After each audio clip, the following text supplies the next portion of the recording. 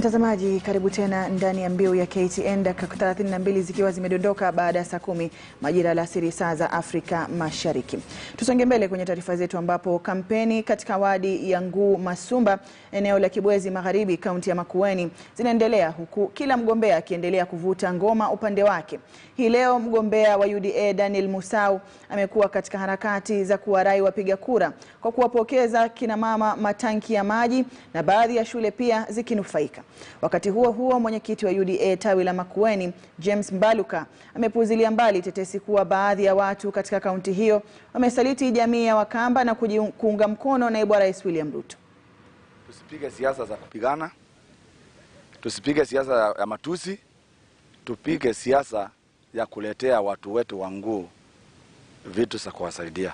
Nimeona juzi nilikuwa naletea watu wa Nguu roli ya maji, ilisaidiwa na mtu. Wala tunashindana na wao wakasema roli ishikwe. Ilinishangaza sana dereva kuambiwa apeane na askari wa traffic apeane wrong book ya gari, na kila mtu anajua askari wa traffic akuchange wrong book anakutisha license ama insurance ama sticker ya inspection. Kwa hiyo mimi naomba watu wa Nguu tuwe macho, tuangalie ni kina nani wanatuomba kura. Kama viongozi wa maendeleo, hatutaki viongozi ambao wanauza sera zao, wanaapa watu watawatelea vitu na wanakosa kuleta. Lakini tunashukuru huyu mheshimiwa wetu kwa sababu alisema ataleta fence na ameleta. Kwa hivyo tunataka viongozi wa maendeleo, si viongozi ambao ni wa uongo. For the last 10 years tumepiga kura kwa mheshimiwa Raila Amolo Odinga. Na Raila Amolo Odinga sio Mkamba. Kwa hivyo sisi hatuoni makosa kabisa kama community tukisema tumeamua kupigia kura mheshimiwa William Samoei Ruto, kwa sababu yeye anajali wale watu wa hapa chini. Kwa hivyo mambo ya kwamba we are betraying the community ni uongo and it is baseless, kwa sababu hizo siku zingine zote hatujakuwa tukipiga kura kwa rais wa Mkamba ambaye amekuwa akiomba kiti. Tusiingize siasa kwenye masuala ya afya. Huo ndio ujumbe uliotolewa na mbunge wa Keses Daktari Mishra Kiprop kwenye hafla ya kuadhimisha siku ya moyo duniani. Mishra pia ameomba Wakenya kuunga mkono juhudi za serikali chini ya Rais Uhuru Kenyatta za kuhakikisha kuwa Wakenya wote wanapata matibabu bora kwa bei nafuu.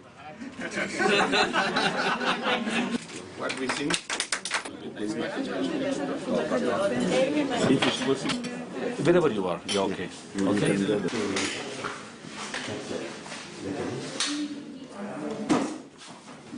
By the grace of God, to the people of Kenya and to the public sector, private sector, don't politicize health. Number one. Number two, don't ever criticize whoever doing good job for the sake of your own benefit, or some cartels are there who is preventing my own bill in the parliament for about the medical referrals should be, which is already at the last stage, should be implemented as early as possible. Because you know why?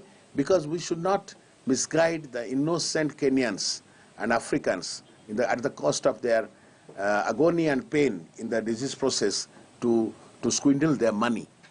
Then I congratulate the government of Kenya the way an NHI bill is just passed through, and it will be a very big asset to our country, and it will be a role model in Africa. Rome was not built in a day, but it will be his legacy. I know that each and every one and all Kenyans will get the medical attention with basics, primary, secondary, tertiary, and the far-end, high-end medical practice and facilities in all the fraternities of medical fraternity.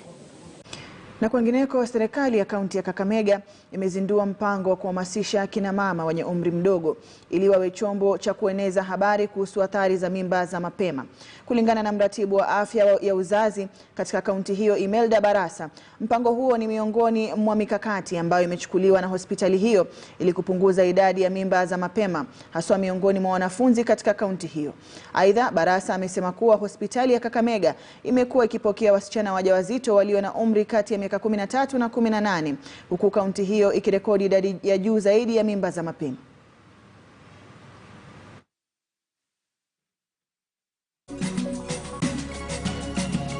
when we form this Young Mothers Club, we empower them with information in reproductive health so that they can be able to help from these champions that we will get, young mothers. They will be able to reach out to other young mothers in Kakamega County.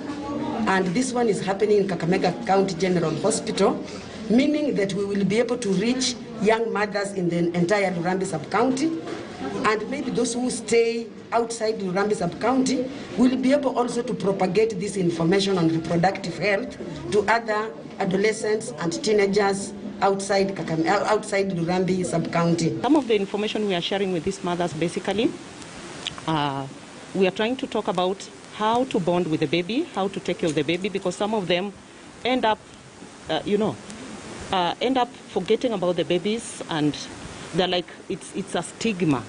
They look at having a baby as a stigma. So we want them to bond with their babies. We are teaching them, we are counseling them, we are teaching them about stress management. Some of them are stressed because of the harassment from their parents, because of the harassment from any other place. We have high teenage pregnancies at the moment, and high, which means they are dropping out of schools, and their lives seem to be ruined. And so one of the strategies we have is to ensure that after they get pregnant, they attend the normal antenatal care clinic to the end. They deliver in a health facility and attend postnatal care to the end. We support them to breastfeed and ensure after all that process they raise up the child who is fully immunized and go back to school. Na tukisalia kwenye mada hiyo, idadi ya mimba za mapema katika kaunti ya Kilifi imepungua kwa 17%. Kulingana na kitengo cha afya cha kaunti hiyo, miradi ya kupanga uzazi imechangia katika kupunguza visa vya mimba miongoni mwa vijana. Kulingana na afisa wa afya anayesimamia kitengo cha njia za kupanga uzazi, Jessica Deche, wasichana wengi haswa walio shuleni sasa wamekupatia njia mbalimbali za kupanga uzazi. Kaunti ya Kilifi aidha pia imebaini kwamba wanaume wengi wanaunga mkono wake zao kufunga uzazi.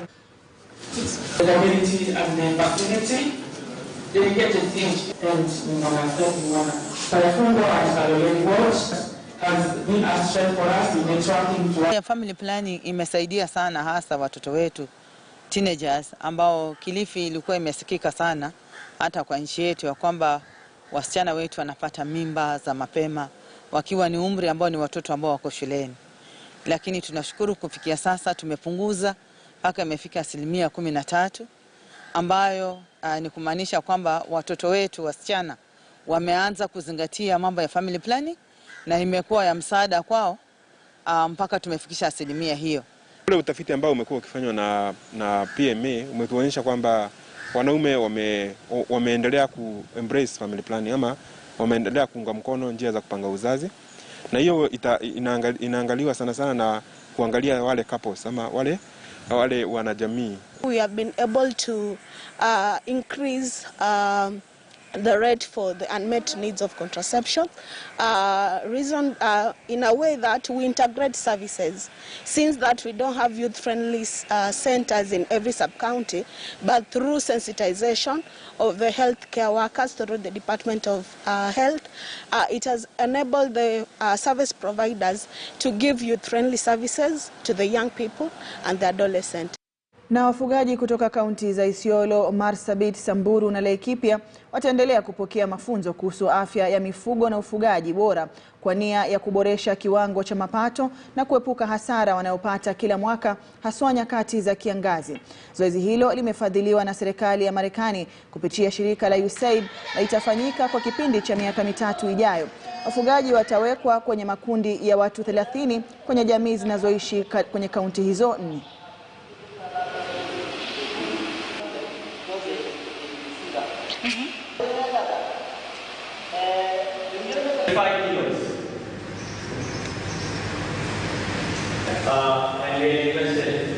Huu mradi tunakadiria kugharimia karibu shilingi ya Kenya milioni 200, na mafundisho haya yatakuwa ni ya muhimu sana kwa sababu sio tu mafundisho nyanjani, bali yatakuwa mafundisho yatakao wapeleka pia mbali kujifunza katika kwa mfano uuzaji wa mifugo wataweza kupata nafasi ya kwenda mpaka katika soko za juu, what we call terminal markets, waweze kuona soko ya juu inahitaji wanyama aina gani, ili wafugaji wetu waweze kupata fedha bora kwa kufanya kazi nzuri ya ufugaji ulio bora. As a target, we are going to go to 10 conservancies. We are targeting 30 youth and women in each conservancy. But I think we are going to surpass those targets. And I expect to have at least 500 initially beneficiaries of this program who will learn from this. After this, what we plan to do is create more a wider scale, so target more conservancies, and also target a higher level of curriculum. So somebody who has been through this curriculum is ready for more in-depth knowledge. Ukijaribu kuangalia sisi tunakaanga tunangojea na unangojea mpaka kama ni ng'ombe ama mbuzi mpaka ina change ile nywele zake ama ile manyoya zake ndio upate kujua ya kwamba inataka kudungwa shindano fulani. So unakuta hapo utakuja kutreat ikiwa tayari ugonjwa imeshaingia. But tumeonyeshwa kwamba kuna ile inafaa kufanywa ama kudungwa before ugonjwa uanze.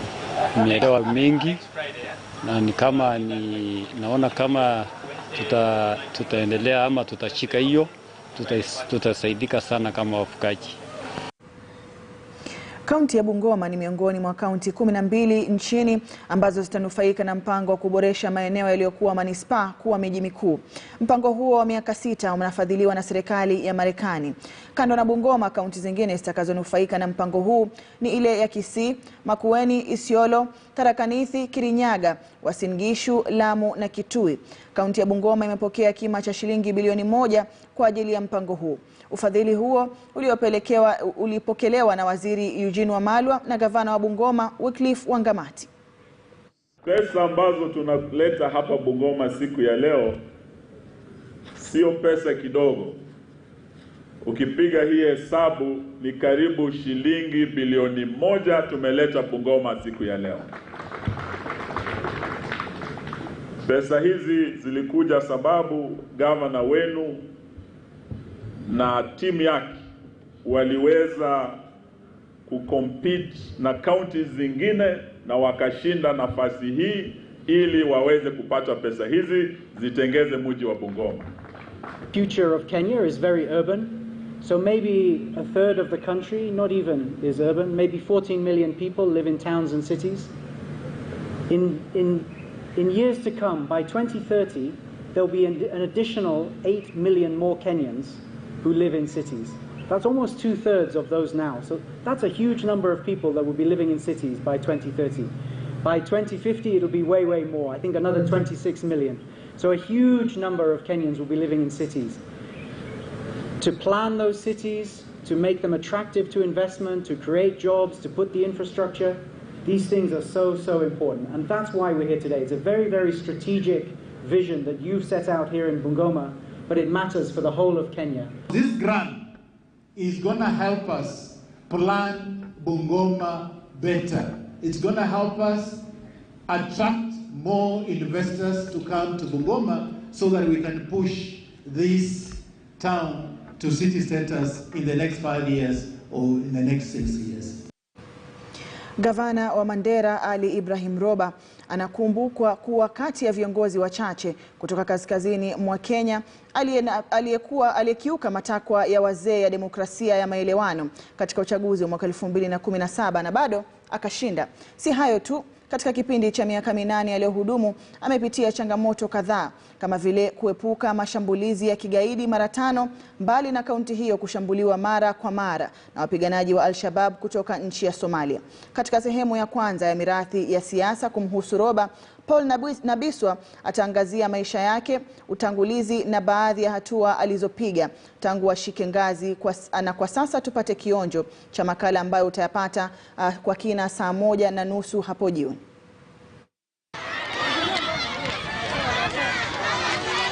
Ni gavana wa Mandera aliyepata ridhaa ya watu wa huko kwa mihula miwili.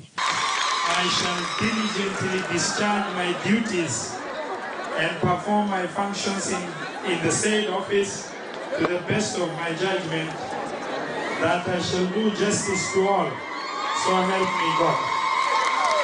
Aliingia uongozini kukiwa na changamoto sihaba. Aliepuka mashambulizi kadhaa ya kigaidi ndani ya kaunti ya Mandera. At the worst of all times, we had the worst tribal conflict in the history of Mandera between our two communities, the Gara and the Dugudi, around the same time. That was extremely devastating around the same time. Then we had around the same time the emergence of Al-Shabaab terror. Aliwaona kwa darubini kali wazee waliotaka aache ngazi mwaka 2017 kwa mujibu wa demokrasia ya maelewano, ila hilo alilibisha. We cannot rotate seats like food, and that one I still maintain. It is not in this 21st century. In that regard. Pamoja na yote hayo, hakuishi na wazazi wake kwa miaka mingi. I lost, my mom when I was very young. I lost my dad when I was in early teenage. I've never been more devastated by a security incident or a loss of life as I was devastated by that last terror attack on the security vehicle. Katika makala ya mirathi ya siasa sehemu ya kwanza kuhusu gavana wa Mandera Rubani Ali Ibrahim Roba, tunaangazia maisha yake awali na matukio muhimu kabla na baada ya kuingia katika siasa za Mandera. Vijana kutoka kaunti ya Samburu, Marsabit, Garissa, Wajir na Isiolo wamehamasishwa kuhusu umuhimu wa mtoto wa kike kupata elimu. Kupitia warsha iliyoandaliwa mjini Maralal, vijana hao wameelezwa kuhusu athari za ukeketaji, ndoa za mapema pamoja na mimba za mapema kwa watoto wa kike, kwani changamoto hizi zinaendelea kumnyima fursa ya kwenda shuleni. Kwa mujibu wa mkurugenzi wa masuala ya jinsia katika kaunti ya Samburu, Albert Wanjohi, haki za mtoto wa kike kwenye kaunti ya Samburu zimetekelezwa. And then, the CBC, the competence-based curriculum, and parents have to listen to this, where all skills are put in place. The use of eyes. Girls in Samburu culture have been neglected. Their rights are neglected. And we find that it is important for them to be sensitized and be trained on their rights so that they can know, especially, for example, when it comes to the issue of defilement, they'll be able to know that the Morans do not have a right. There are so many things to be done. Marsabit County is one of the counties with very high illiteracy levels. Now, what we need is for girls to enroll in school.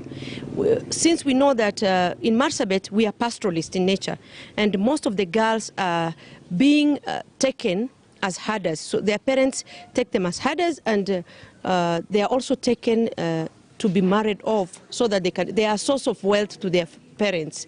So the best thing that could have been done is to make sure that there is 100% enrollment. Most of the girls in Garissa town have access to education. Mostly there are so many free day schools, which are high school, so the girl can commute from home, okay, and then access easily to the school. But we have problems with the ones that are outskirts, like the other sub-counties, if I might say.